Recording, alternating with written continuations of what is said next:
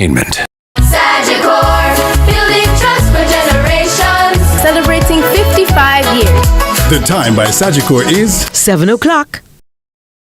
CVM News at 7 Tuesday, brought to you by KFC. Crispy barbecue zinger from KFC. Available for a limited time. KFC, it's finger licking good.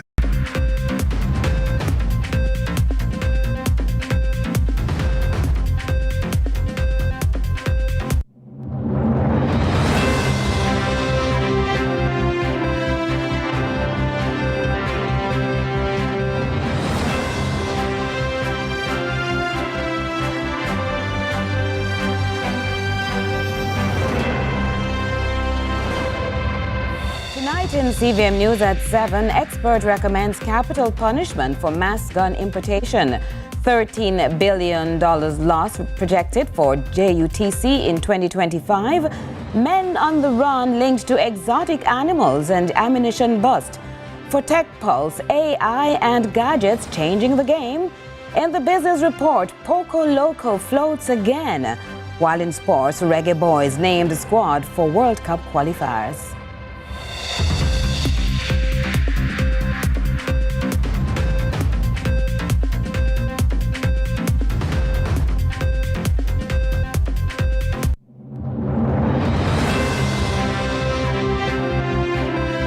Hello from Kingston, Jamaica. This is CVM News at 7. It's Tuesday, June 3, 2025. I'm Caroline Brown. Thanks so much for joining us. In a major win for national security and parish safety, the parish of St. James, once known as the most violent parish, has recorded a dramatic 67% drop in murders since the start of the year, with just one murder reported for May. According to the St. James Police, only 22 murders were recorded between January and June 1 of this year, compared to 68 during the same period in 2024. The latest figures were shared during a high-level briefing between Prime Minister Andrew Holness and the commanding officer for St. James, Senior Superintendent Aaron Samuels. Meanwhile, the last gun-related killing in the parish occurred on April 27.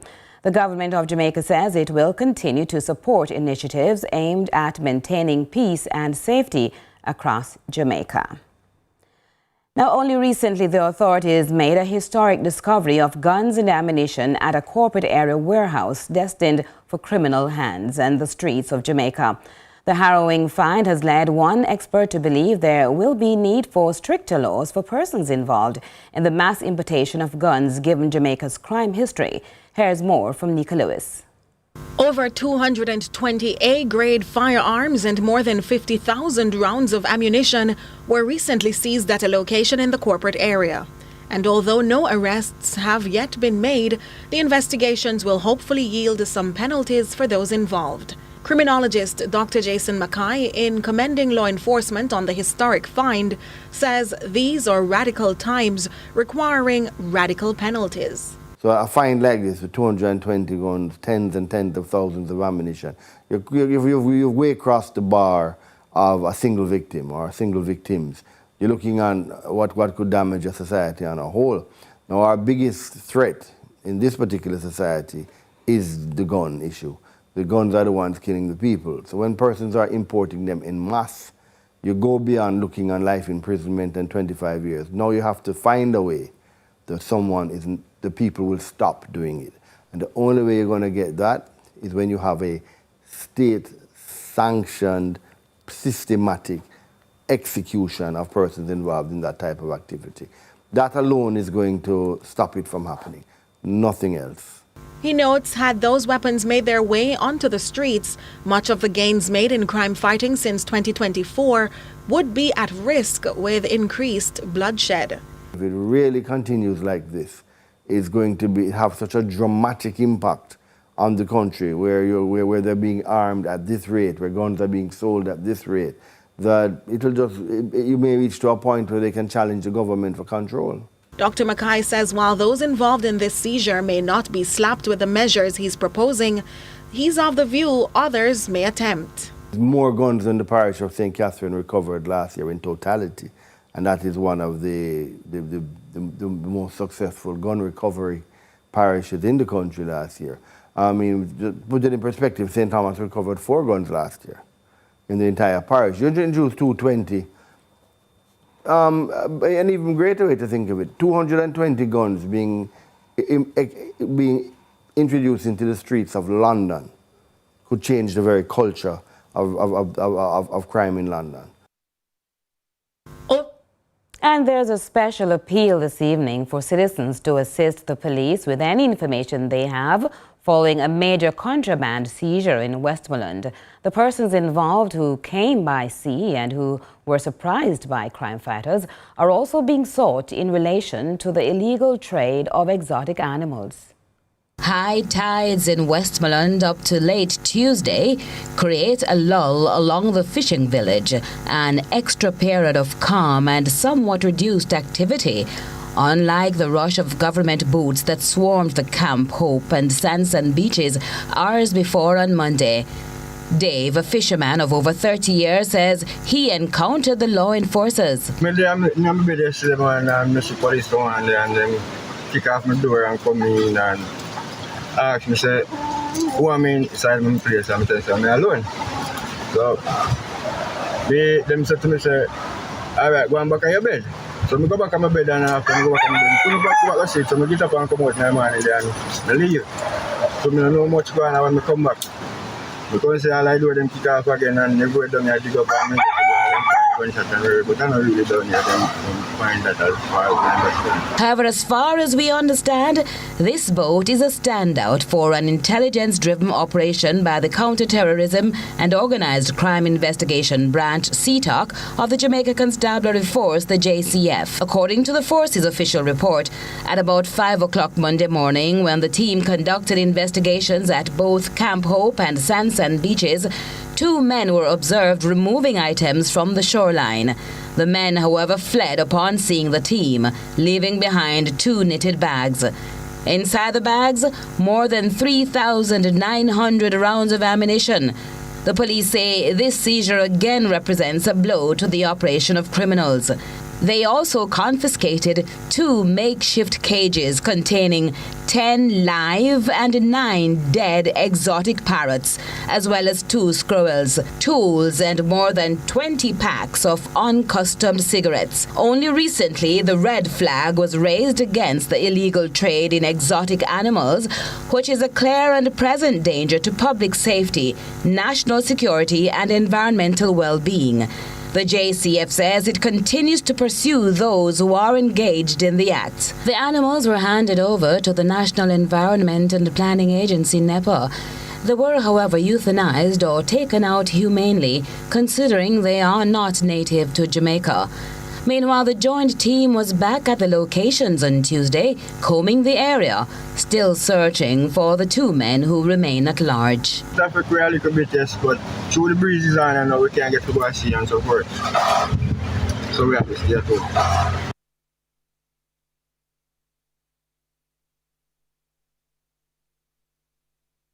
A taxi operator is nursing facial injuries after being attacked by a man believed to be of unsound mind at the Nashville bus park in Mandeville earlier today. Reports reaching our newsroom are the man launched an unprovoked attack on the taxi driver using a blunt object to strike him in the face. The incident caused disruptions among bystanders and transport operators, who quickly intervened and summoned the police. The law enforcement team responded and managed to apprehend the assailant. Both men were taken to hospital. Now, the Manchester Municipal Corporation was contacted regarding the incident, which took place just across the entrance to the office.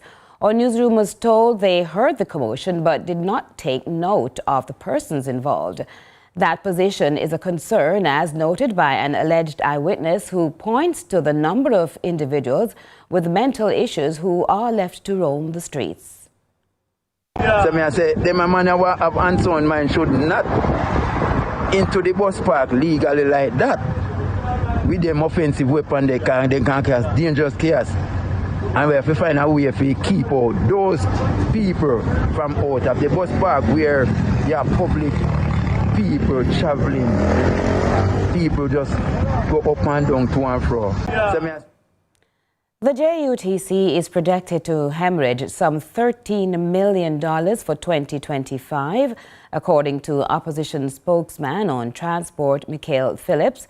He was addressing growing concerns around the state-run transportation system at a town hall hosted by Eastern St. Andrew caretaker Patricia Duncan Sutherland.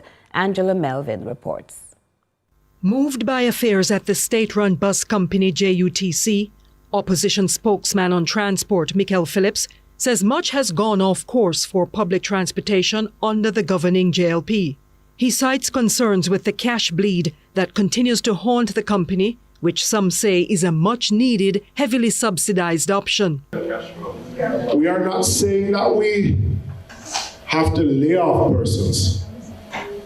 But if the JUTC, who is running out less than 50% of the buses, is subsidized by the taxpayers of the tune of $11 billion this year, and is going to make, estimated to make a $13 billion loss. What we're saying is that the 8,000 operators within the KMTR, we want to build a system that both the JUTC and themselves can survive. Phillips also notes an increase in the company's budget for salaries, which now stands at $1.8 billion, while adding just over 60 new workers to its team. We have to look at the JUTC as a going concern, because right now, the JUTC itself employs close to 1,600 individuals, but operating with half the bus fleet. So you have drivers for 450 buses, but you're operating with less than 250 buses. If you look at this year's budget, the JUTC in the budget book has an increase on salaries of about $1.8 billion. And only increasing their workforce by 60 persons. You get what I'm saying? He's charting a plan to fix transportation woes in the Kingston Metropolitan Transport Region, KMTR, which features a franchise system. So those operators who operate as Hackney carriages have to get in tune with the franchise system and join one of the franchises. So what we have proposed is that once they are part of the franchise system, as a government, we want to get the money out of the Pro Box and the 7-seater. No, because if we're going to run a modern transport system, we have to facilitate them to get the 15-seater and the 30-seater, to move people. This, as he explains, there are over 1 million Jamaicans who are still dependent and must be catered to. The plan would see a PNP government offering loans through the Development Bank of Jamaica to boost the transportation sector by moving more people at once. Angela Melville, CVM News. Moved by a... We'll continue with our news package in just a moment.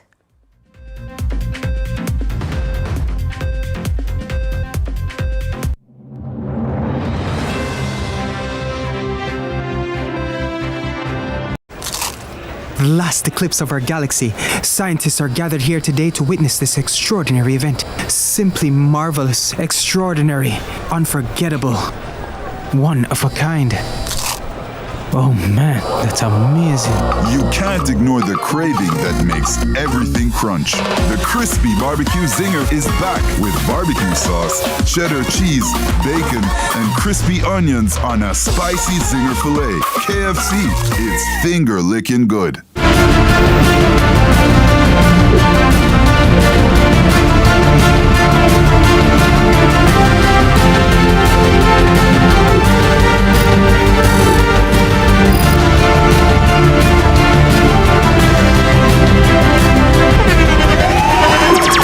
see internationally acclaimed On Stage with Winfred Williams. At a new time, Saturdays at 8 p.m. on CVM TV. So much more than entertainment.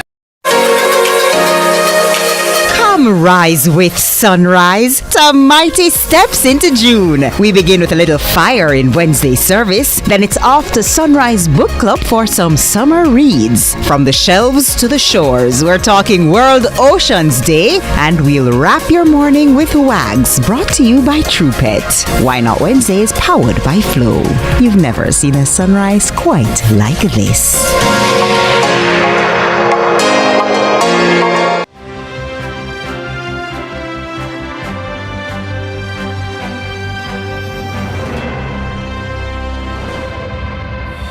Welcome back. St. James West Central is shaping up to be a potential nail-biter as constituents prepare to head to the polls later this year. Marlene Malahoo Ford of the Jamaica Labour Party, the JLP, faces a challenge from Dr. Andrew Horton from the People's National Party, the PNP. Malahoo Ford's tenure has been marked by a complex relationship with the constituency, as she herself acknowledged. Andre Jebinson tells just where she stands.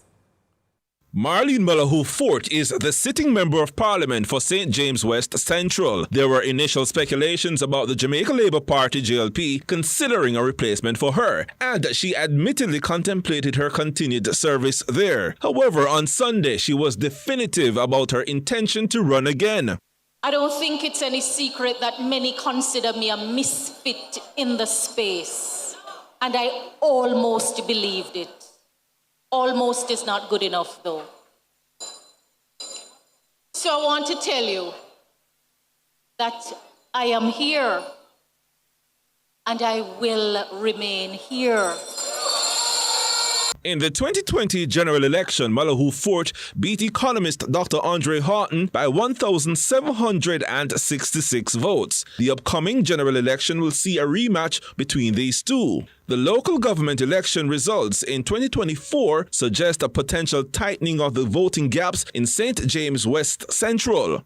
Malahoo Fort sounded certain about re-election. So hear me now, St. James West Central. This your seat, you must be returned.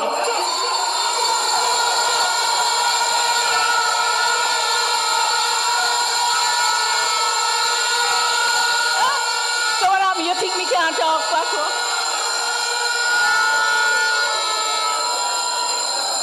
Me not fret, and me no worry, because me know how to do the work. She seemingly acknowledged that her responsibilities in central government may have divided her attention. When you elected me, you placed me in that pool.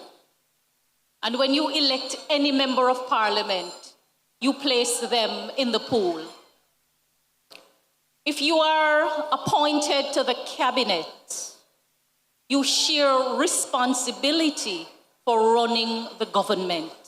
However, she maintains that she is the better choice for the constituency and that her role in government has been beneficial. We are still struggling to deliver the services to you in a timely way and at the required standard. And that is why the work must continue under the Labour Party administration. Malahoo Fort is also the country's Minister of Legal and Constitutional Affairs. Andre Jebinson, CVM News. Firebrand attorney and PNP candidate for Eastern Portland, Isaac Buchanan, calls out the government of Jamaica for what he describes as dangerous silence on the long-delayed Sexual Offences Act.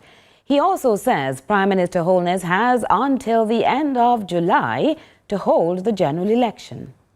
Speaking to a passionate crowd of comrades and supporters at a PNP conference in Belfield, Manchester, attorney-at-law and PNP candidate for Eastern Portland, Isaac Buchanan, pulled no punches, accusing legislators of stalling on vital discussions on sexual offences and child protection. Buchanan's comments come amid growing concern over rising incidents of child abuse and delayed legislative reforms. He says as citizens, we must protect our children. We have a duty to protect our children.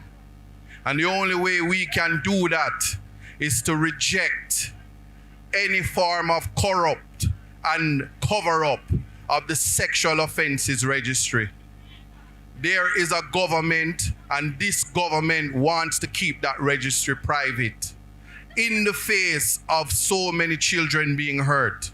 Since the start of 2023, over 3,000 instances of sexual offences against more than 2,000 children were reported to the police. The PNP representative believes that if the sexual offenders list remains undisclosed, it will be a detriment to society's most vulnerable. He also says everyone should be protected, not just children. We must protect every single life in Jamaica. The right to life is important. The right to freedom of expression is important. But I want you to know, more than anything, human dignity is important. So even when you don't have money in your pocket, you are still a human being and a citizen of this country. You must be treated with the respect, because your mother born you, your father born you are a Jamaican. Buchanan is arguing that the outcomes of the general election, whenever it is called, will determine which government reforms the Constitution. This election is one that will determine which government will rewrite the Constitution, will make the Constitution for us, by us. He also says Prime Minister Holness has limited time to hold the general election. You see that number 28? Check your calendar. July 28 is the Prime Minister's last chance to hold the election. Not call it, hold it. Because you see the God I serve, when the rain start fall, the sparks are go ball. A time come for vote out the Jamaica Labour Party. Angela Melville, CVM News.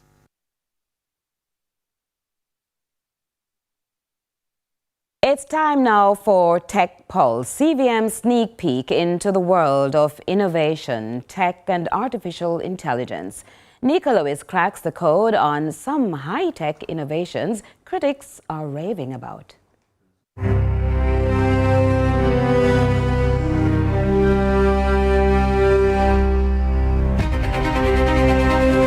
Welcome to Tech Pulse, where we bring you the latest and greatest in AI and gadget innovation.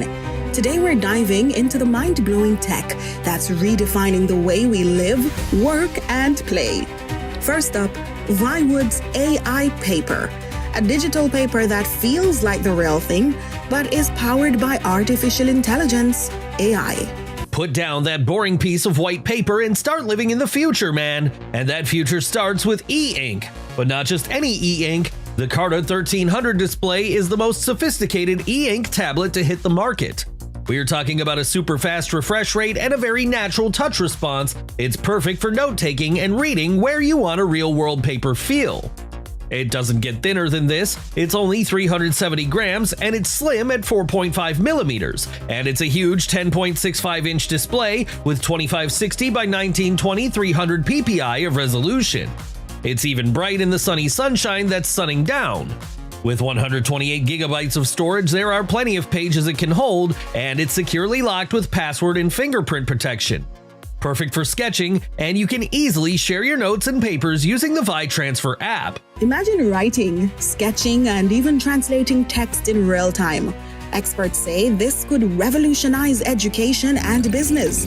Next, there's the DJI Flip, a foldable drone that fits into your pocket but delivers cinematic shots. Customers are raving about its portability and AI-assisted flight modes. Meanwhile, Catwalk C2 is bringing VR gaming to life with full body movement tracking. Gamers are calling it the future of immersive gaming. Tech experts at the Consumer Electronics Show 2025 predict that AI-integrated gadgets will dominate the market. From smart glasses that predict your needs to robot vacuums that pick up obstacles, AI is getting smarter and more intuitive.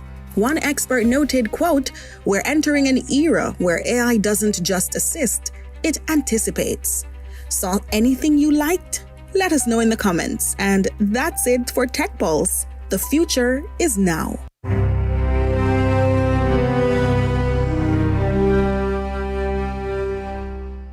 And now to regional and international news.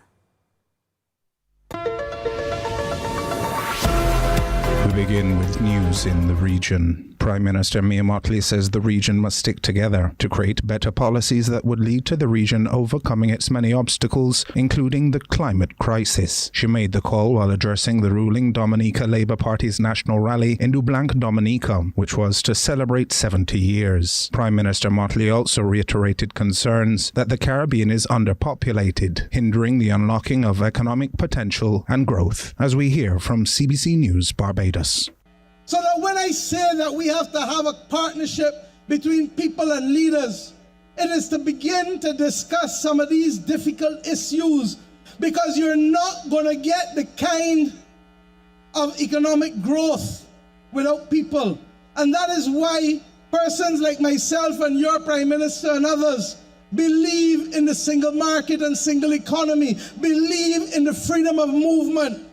But even if all of us move, we still don't have enough people in this region, other than perhaps Haiti. And then we have to begin to understand the language difficulties.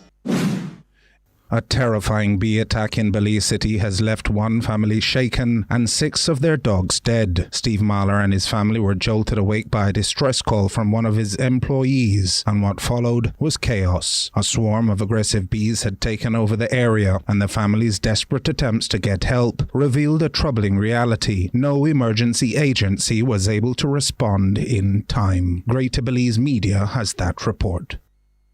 These empty dog bowls now sit as a heartbreaking reminder of what was lost.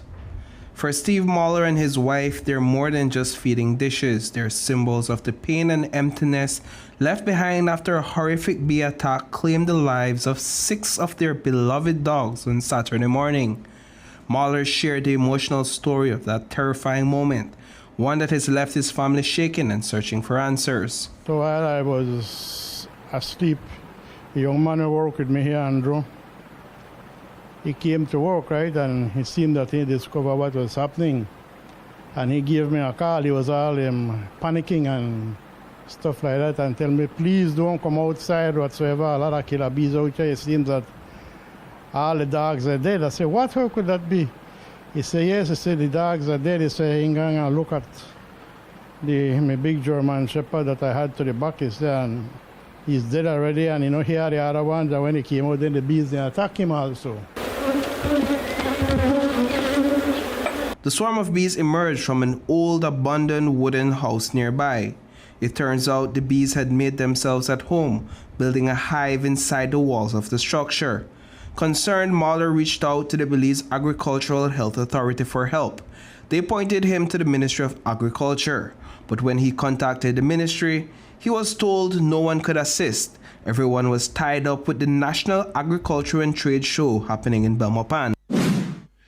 And in international news, Pakistani authorities are searching for more than 100 prison inmates who escaped in a mass breakout. The prisoners were taken out of their cells for a head count after an earthquake in Karachi when they fled. More from Al Jazeera. The aftermath of a major prison break in Pakistan.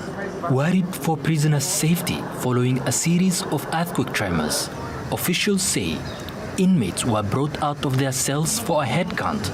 But then, chaos.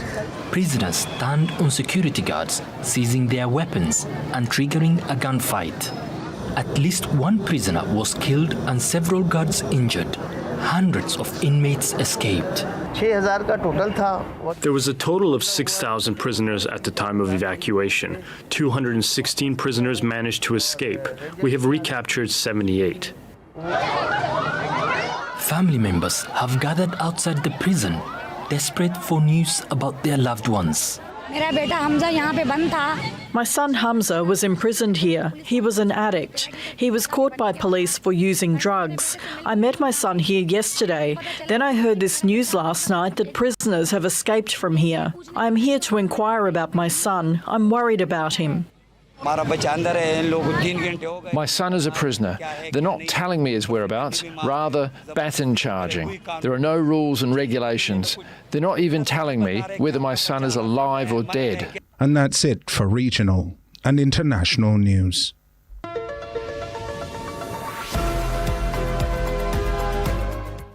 Lots more to come after this.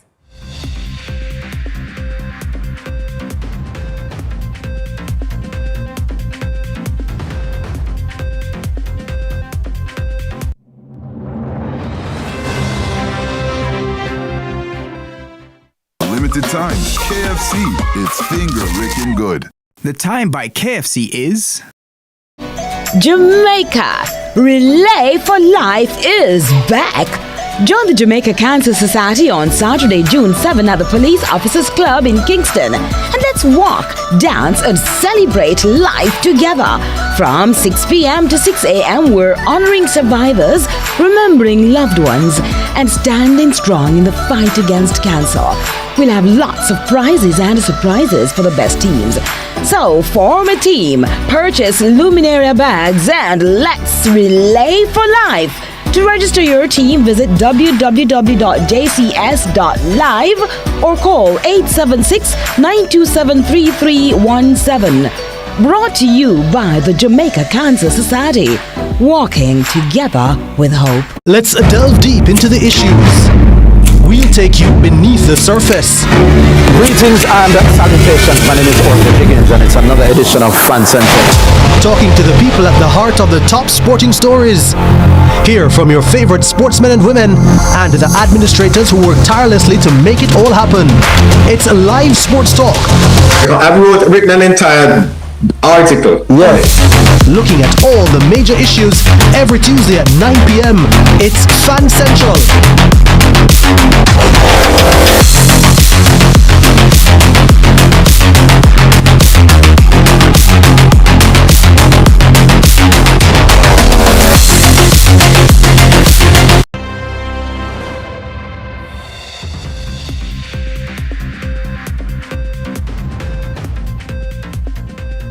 Now, as we welcome you back, we also welcome Jordan Ford for a quick look at what's coming up in the world of sports. Hey, Jordan. Hi, Caroline. Well, you know, two things that Jamaican fans and Caribbean fans in general love.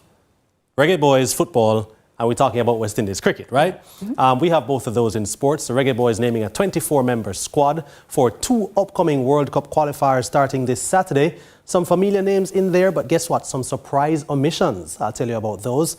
Plus, the West Indies, not good news for West Indies cricket fans. Clean swept by England, in England. I'll tell you the details in sports. The good, the bad, and the in-between. All right, coming up later on. Let's now find out what's happening on social media.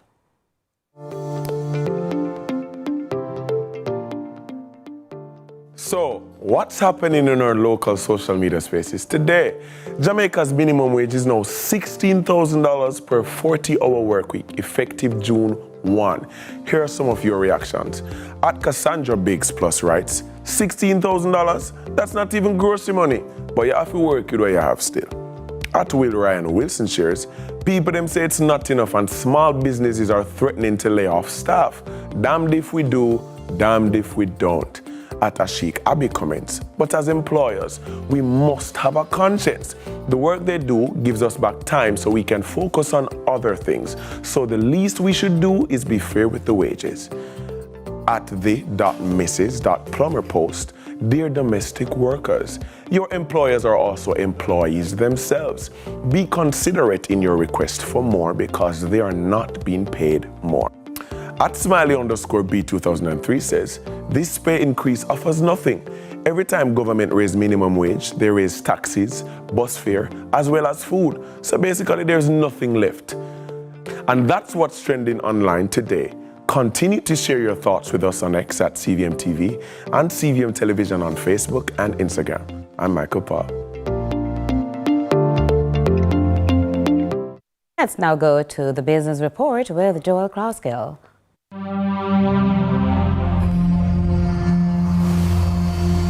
barged off its trajectory of becoming one of Ocherius's favoured party spots. The only floating bar of its kind in Jamaica has made a return after it was destroyed by the passage of Hurricane Beryl in August 2024. Its resurgence was welcomed in true Poco Loco style, with a celebration of life and a reflection on an unwavering commitment to improving the entertainment options available to those who frequent Mahogany Beach and its environs. Owner and Chief Executive Officer Anthony Warren shared his one-word mantra in surviving the shipwreck.